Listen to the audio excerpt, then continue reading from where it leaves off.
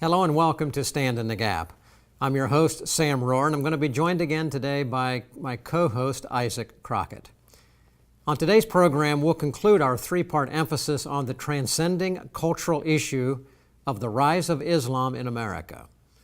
This major issue is one that is directly and increasingly affecting you, the American citizen, the American family, the American governmental system, and the American church. Now, if you've not watched the prior two programs with our special guest, former Muslim Imam, Dr. Mark Christian, you will want to do so. For a gift of any amount, you can also order a copy of the booklet that we produced, What Every Christian Must Know About Islam, a selection of key questions and answers from key former Muslims who have been guests on our Stand in the Gap Today national radio program, including our guest today, Dr. Mark Christian. Look for later announcements about this on this program. On part one, we focused on answering the unasked questions about Islam, including what's the worldwide goal of Islam? What's the goal of Islam in America? And what does Islam really mean? In part two, we focused on the Islamic strategy of targeting the American church, and we answered such key questions as why has Islam and its leaders targeted America? Why have they targeted the American church? And how is this targeting being carried out? And why do we have so many religious organizations, including Christian denominations and Jewish organizations, that have fallen victim to this interfaith movement and in the process rejected Jesus Christ and the God of the Bible by signing on to the Common Word document? Now today on part three, we're going to conclude our focus on the rise of Islam in America, the complicit American culture. So the culture will be the focus today. We'll answer the kind of questions of why. Why has Islam and its leaders targeted the American culture? Who's doing it? And how's it being accomplished? So if you want to know the truth, if you want a solution that's guaranteed to work, if you want to know what God thinks, stay with us for the next 30 minutes as together we walk through the darkness of today's seemingly unsolvable dilemmas into the light and the freedom of moral truth. And with that, I want to welcome you back to our program today, Dr. Mark Christian. We appreciate all that you have been sharing on the program, and as you do across the country with your own organization called Global Faith Institute, which that website is globalfaithinstitute.org, I believe, right? Yes. Okay. We want to get right in now to the culture, but I want to give you just 4 quick questions, quick answers, brief review of what we've gone over before. But let's go here first, because I want to ask you then why about the culture. But very quickly, the definition of Islam, is it peace? Submission to Allah. Submission. Total submission to Allah. Total submission to Allah. He's a master and Muslims are slaves. Okay, that's the definition. Totally different what we think. Now, what's the goal of Islam? What's the Islamic goal for the world? Fulfillment of Allah's call in every Muslim to establish a kingdom on earth that is governed by Sharia law and led by Islam, and the flag of Islam rise on every corner on earth. So world domination, prophecies even actually take it that way, but that's the goal. Now, why is America so important in this Islamic goal for world domination? Islam from the very beginning has targeted the strongest and the most powerful nations on earth to fulfill their goal, their prophecy. And America right now is the most powerful of our time, and this is the strongest nation ever existed on earth. This is why they are targeting and working hard to influence the United States of America, because if America starts becoming a Muslim nation influenced by Islam, then the whole world will follow a course. A very strategic, almost military type of a strategy. They do not have the military forces to fight America. This is why they are soft targeting the culture and the church and the synagogues, the religious institution, and the culture of the United States of America, including universities and government officials and so forth. Okay, and one last question. Why is the church so important in this process? Why was the church targeted? Well, here in America we have this discussion, are we a Judeo-Christian nation or not? This is not something that the Muslims are looking at whatsoever. They already settled the fact that the ideology that glues America together, the soul and the heart of America, is its religious institution. And if you influence that, then you influence the whole United States of America, and whether we like it or not, they believe 100% that America is a Judeo-Christian and basically a Christian nation. And no matter how much you want to say it's differently, they don't care. And boy, I tell you, we could go way down the road on that, ladies and gentlemen. We in America don't even know. We've been taught to believe that we're not even Judeo-Christian, but Islam understands that we are, and they're playing against that. Before we go into the next break, why is the culture targeted? And why has the culture, in addition to the church, so targeted by the Islamic thought here in America? You cannot separate the culture from the church. It feeds each other. You know, all the roads lead to Rome. And the ultimate Rome is to influence the United States of America, keep it powerful economically and militarily and everything else, and influence America. You cannot take the culture or universities away from the church. They work with each other. And this is the genius of the Muslim Brotherhood. They work behind doors, working with each other, Karen, Esna, and MSA, in a very strong web, working with each other without even you know that they are doing that, and they have one target, which is influence the United States of America from within, so America become a glove that they will wear to take over the world. Ladies and gentlemen, you're listening to Stand in the Gap today. Our special guest, Dr. Mark Christian. We're talking about the Islamic strategy for the culture, and you heard very clearly what he just said. America is targeted because America is powerful. You bring America to its knees, the goal for world domination is more easily achieved. You target the church because it's the heart and soul of America, the moral underpinnings of America. Why target the culture? Because the culture should be a reflection and is a reflection of the church. Should be. Weak church, weak culture. Strong church, strong culture. You work them both together and you have a dynamic strategy, and that's what we're talking about, and we'll talk more about it right after this break. What every Christian must know about Islam can be yours this week for a gift of any amount. Filled with key facts from previous radio programs and guests on Stand in the Gap radio and TV, including former Muslims, now Christians, former FBI agents, and preachers, this quick read booklet tells you what you need to know, simply and clearly. What every Christian must know about Islam, an original publication of the American Pastors Network and Stand in the Gap Media. Order now and learn the truth. Just mention the Islam booklet when you write. Welcome back to Stand in the Gap. And on our television program today, we're interviewing our good friend, Dr. Mark Christian. He's the founder and president of Global Faith Institute. And so, Mark, as we look now at our American culture, America as we know it, could you just kind of summarize for us what we were just talking about in that first segment there of how the Islamic State or how the Muslim Brotherhood, how Islam is trying to infiltrate our country using our own culture, really you said against us at the end of the last segment?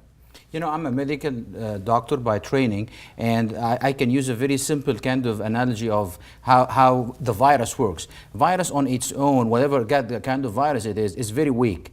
And as soon as it penetrates the cell membrane and goes into the cell, it goes into the cell and changes the DNA of the cell completely and make the cell a factory for that virus. That's exactly what they are looking. They want the cell healthy. They want the United States of America healthy and strong, so it can continue dividing and bringing in Islam, changing the DNA of America. And this is why they target the culture, target the church, target the religious institution, and target the political system of the United States of America. They don't want to fight us. They want to kill us. They want to destroy America with all the ideas that out there. They don't want to say, they are fighting us for our freedom. Absolutely not. Actually, our freedom is a tool that they are using against us. So they are enjoying a lot our freedom, because this is the gap that they are going through into our cell and turning our DNA to further the cause of Islam. Well, Sam, I don't think that I've heard that anywhere else, that kind of description, and then the example you used is so helpful. Can you help us as we look at who is going about doing this? There are certain identities out there. You've identified some of this before. Who are the ones that are going into our culture, and which ones are going into maybe what part of our culture to do these changing us into a Muslim factory, as you were saying? The genius of the Muslim Brotherhood, like I said before, they work with each other. Islamic Society of North America is focused 100% on the religious institution of America, churches and synagogues. CARE and MSA, they are focused on the culture.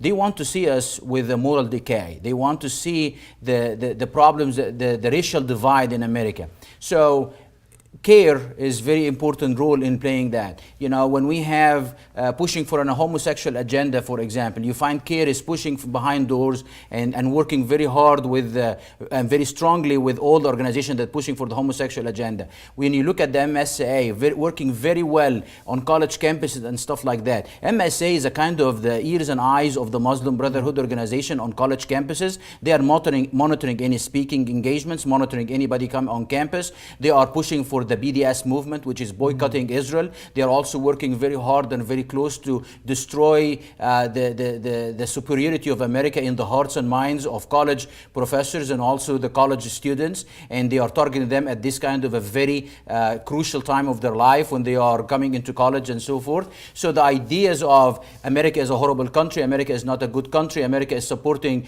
genocides and killing kids in Iraq and Afghanistan and supporting the state of Israel, all of that is propagating by the MSA. Also, MSA is a very good place where they recruit the future leaders of both organizations, CARE and MSA and so forth. On outside of the culture, you know, you see those in different companies, big companies and so forth. You see them in the racial divide. You see when you look at Black Lives Matter and you see multiple Muslim leaders working behind doors to talk about that. When you see Sarsour, which is a CARE leader, working and making you know, events and helping the event against Trump right next day after Trump with, you know, the hats, you know, the women march and all that kind of stuff. They are working closely. They don't put themselves out there 100%. They just put, you know, they are community organizers working behind doors. You will see elements of CARE and MSA in everything that is happening in our culture, that is dividing us, that is destroying us, that is, you know, tearing America apart and leading the path for the Islamic agenda in its purest form.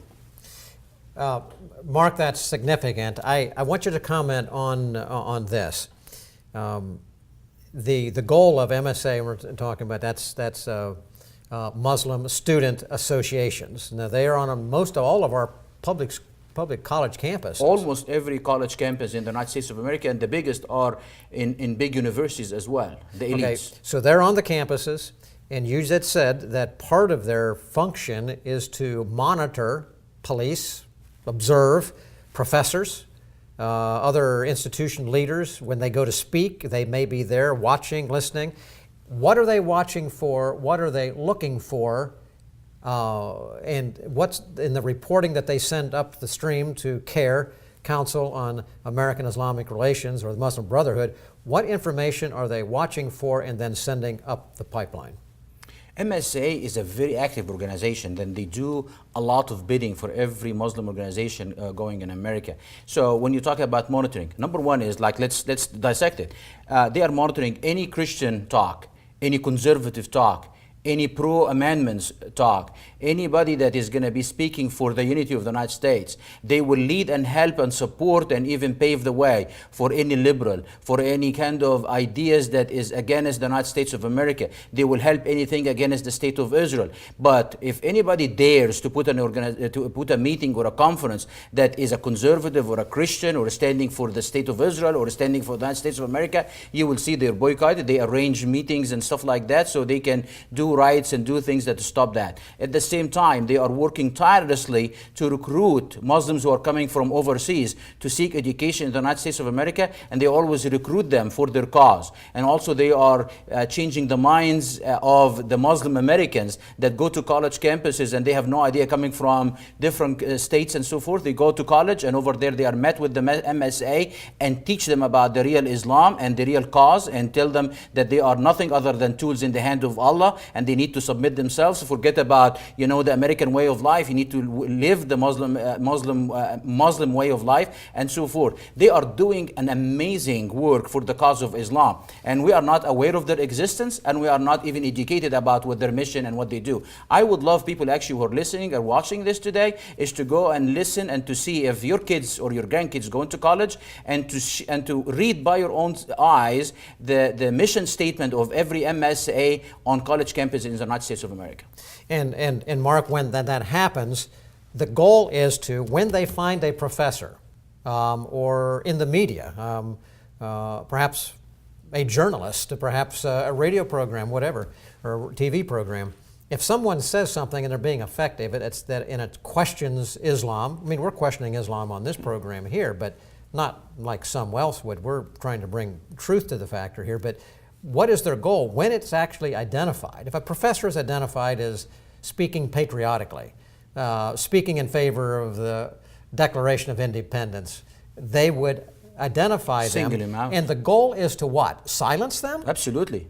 Or evict them, or what? Silence Yeah, them. silence them. You know, the college campus is supposed to be a stage for all different ideas. No, they are not going to allow that whatsoever. They are there to silence, to keep people ignorant. This is the thing. When the Islamic movement succeed in what they are doing, they want America to be ignorant. They want America to be silenced, so they can lead us astray. That is the only way. You know, can you lead somebody into the slaughter without, you know, the best way to lead somebody to slaughter is by not telling them where they're going. When you take them to the slaughter, you need them ignorant, blindfolded, and not knowing where they're going. And this is what they're doing to America. They want to silence you and me and everybody in the United States, to devour the Muslim community in the United States, and to devour the church, and to devour the United States of America culture, so they can lead the path for their movement to succeed. So if And Muslims are victims of that as well. So would I be accurate in saying that the cultural targeting by CARE, by Muslim Students Association and others, is to encourage anything that is counter to Judeo-Christian philosophy or morals, or anything that would be patriotic or constitutional, to move people from those positions into at least a neutral position, or hopefully a pro-Islamic Sharia position? Would I be summarizing that correctly, that is the goal of what they're trying to do in changing our culture? They do, and they are studying American culture very well, and the dogma around racial divide or being racist or being bigot is something that nobody wants to be called for. So right now we are sitting over here and we're talking about Muslims are human beings. We need to help them and love them, but we do not like the Islam. They will turn this discussion very quickly and says, you hate Muslims. I never said I hate Muslims whatsoever. But they would just say that and say it multiple times and say it loud enough so they can override our voice, and they keep everybody else from listening to what we are saying. They are using the disease that has been going on in our culture against us. They are using the things. They are studying us very well. I think that is, you've got our culture. You've pegged our culture. We have moved out of a Christian culture, out of a culture based on truth, so that we're post-truth. And now we make our decisions on feelings rather than facts. Absolutely. And that's why you keep saying ignorance. They use our ignorance. They're blindfolding us. And Plus, can I add something? As a culture, as Christians actually, we do not like the moral decay that's going on. But we are sinful by our nature. And for some weird reason, which is because we're human, we love the sin so much. We are enjoying the sin. We know that pornography is bad, but we still don't want to shut it down. We know that multiple things are sin, but we are enjoying it. We turn the other eye. We call it out, but we enjoy it at the same time. This is profound, ladies and gentlemen. I hope that some of what we're saying is applying to what you are hearing right now. In the end, you may be looking at this and saying, "Wow, I never heard some of these things before." You probably haven't, but when you think about the inroads that are being made by an anti-Christ political ideology of Islam, which it is, we've identified it as that. The strongest bulwark is a strong Christian culture. People who know who Jesus Christ is, who the Bible is, what the Constitution's all about. But when we get weak and we enjoy our sin and we don't do anything about it, or we let things happen, the opportunity is open for those who want to change who and what we are to take advantage. That's really what we're talking about here right now. Now, when we come back right after this break, we're going to give some solutions here in light of all these things. What's happening in the church, what's happening in the culture. What can we do? What can you do? We'll talk about that in just a moment.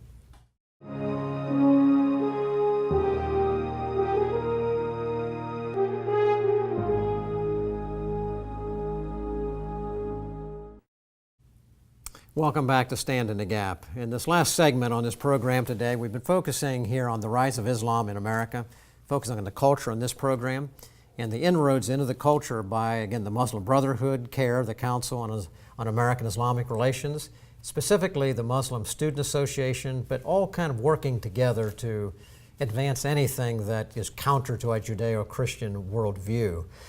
Brings us to the solution stage here. Mark, many times we can talk about problems, but solutions are sometimes hard to get. What should our listeners, our viewers right now to this who are saying, boy, I never knew some of these things about Islam, but now I have a better understanding. What can they do? What can the average viewer who's watching this program do? What should they do based on what they now know about what we've said in these last programs? That's a great question, actually. You know, I have a whole bunch of things in my mind that I would love to share. Number one is for Muslims. I grew up in a Muslim family. I grew up in a Muslim culture. I lived my life almost, 30, almost double of my years in Egypt in a Muslim culture. So I want Muslims to understand that CARE and ESNA and MSA does not represent you. And I want you to look at why you came to the United States of America in the first place, because you want to run away from the atrocities, from the bloodshed, from the failures of the past, and build a better future for you and for your kids over here. And when you send your kids to college, you need to know that MSA is over there waiting for your kids to change their mind. So you need to tell your kids, as a Muslim family, do not buy into the MSA. The Muslim Brotherhood does not represent real American Muslims. They need to stand up for the Muslim Brotherhood in the United States. And they need to start... stand against them, you mean? Stand against them. And the Muslim community in America need to start extending an arm of peace to the Christian community and the Muslim and the American community in the United States of America, asking them for help. Let us work together to defeat the Muslim Brotherhood out of this great nation, because the Muslim Brotherhood does not belong to America. Their values, their ideas are treasonous to the United States of America. This is number one. Number two, I wish every Christian in the United States of America start understanding what is going on at their own churches. And they start talking about the issues from an educated and knowledge, not from ignorance and feelings. You don't want to represent hate or anger. You need to represent love and educated love. You need to know who is your Lord and how our Lord and Savior Jesus Christ can save you. I know sin is very fun to do. I know progressive movement very, very deceiving, and it seems like it's representing something that is not. But stand firm in your faith in Jesus Christ, because He said, hate the sin and love the sinner. There is nothing better than that. He knows our defects. He knows our weakness, and He's standing there to forgive us for those. Do not be like Adam, who never asked for forgiveness. Be the person who, if you enjoy the sin one day, come back to Him very quickly and says, God, forgive me. I'm not going to make it a rule for my church to have sin. Let us have a rule to stand with Christ and hang on the cross with Him for forgiveness. And let us, for every American in the United States of America, let us stand firm on this great Constitution. Yes, we have problems in the past, but standing firm on the Constitution, America is the only nation that was able to correct its path. And we're going to have to go. Ladies and gentlemen, you heard it. If you could just apply what you've heard, you shall know the truth, and the truth shall set you free. The truth of Jesus Christ. That's our hope. That is our calling. And if you know Jesus Christ as your Savior, take this information, live it, share it with your neighbors next door. Live your Christian life. Stand in the gap for truth. This program is called Stand in the Gap. Stand in the gap for truth, the truth of Jesus Christ. Best way to save America, best way to help your neighbors next door, best way to help your own families in your own life.